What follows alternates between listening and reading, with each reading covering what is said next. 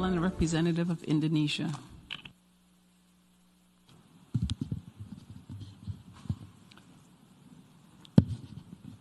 Madam President, I'm taking the floor to exercise Indonesia's right of reply to the statement made by Vanuatu.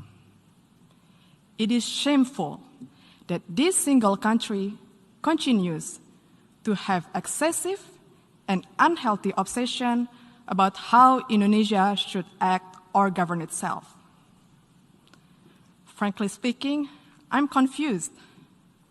How could a country try to teach others while missing the point of the whole fundamental principles of the United Nations Charter?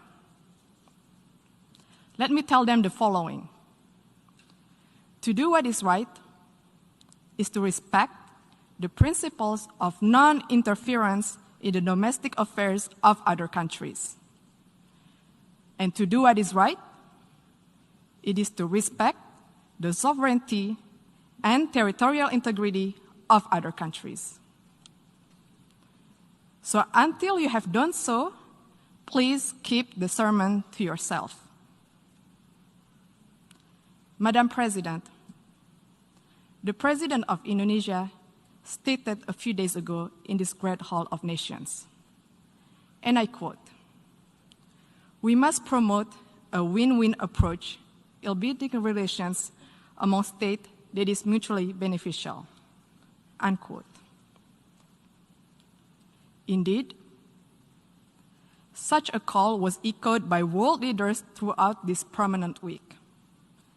But this ignorant country chooses the contrary. At times of an emergency health crisis and great economic adversity, it prefers to instill enmity and sow division by guising their advocacy for separatism with flowery human rights concern.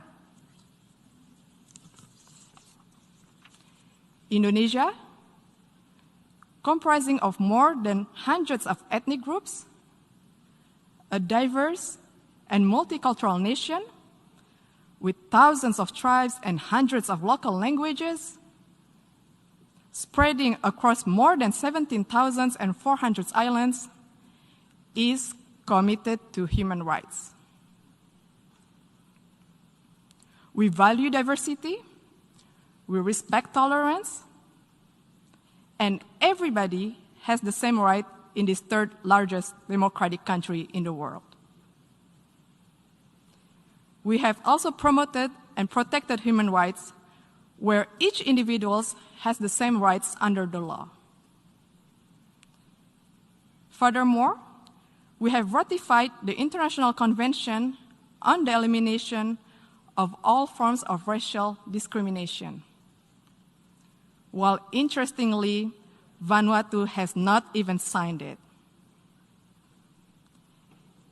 And how could one talk about promoting the right of indigenous people when it does not even sign the International Covenant on Economic, Social, and Cultural Rights, the core human rights instrument? This actually raises the question, do they really care about indigenous concern? More importantly, Vanuatu has not signed and ratified the Convention Against Torture and Other Cruel, Inhuman, or Degrading Treatment or Punishment. We call on the government of Vanuatu to please fulfill your human rights responsibility to your people and to the world.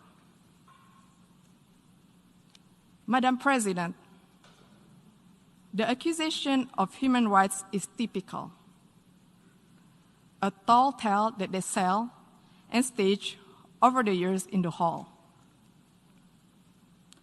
Let me tell them, you are no representation of the people of Papua, and stop fantasizing of being one. Papuans are Indonesians. All of us play an important role in the development of Indonesia, including on the island of Papua.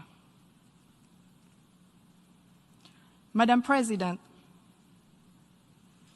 the principles of the UN Charter, which Vanuatu clearly does not seem to understand, stipulates the respect for sovereignty and territorial integrity. Indonesia will defend itself against any continuing advocacy of separatism conveyed under the guise of artificial human rights concern.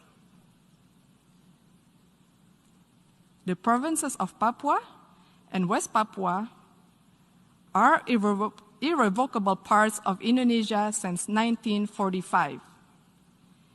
It has also been firmly endorsed by the United Nations and the international community decades ago. It is final, irreversible, and permanent. I thank you, Madam President.